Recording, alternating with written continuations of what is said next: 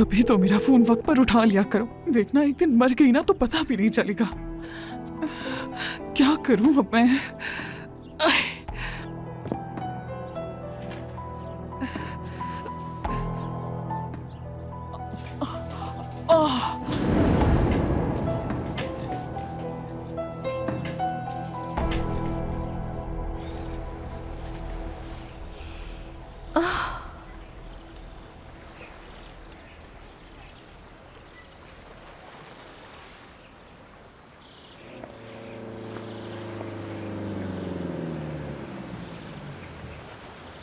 Good morning.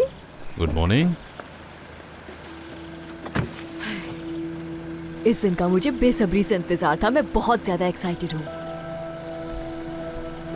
क्या हुआ? मुझे तुम ठीक नहीं लग रहे। दरअसल कल का दिन मुश्किल था और सुबह भी बहुत जल्दी उठ गया था। फिर तो ऐसा होना ही था। कॉफी पी लेते हैं ना रास्ते से? आइडिया अच्छा है। हाँ तो चलते हैं फिर।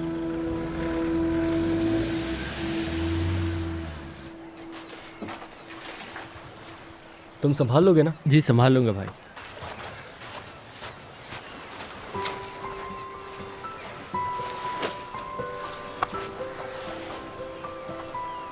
खैरियत के साथ जाना। शुक्रिया।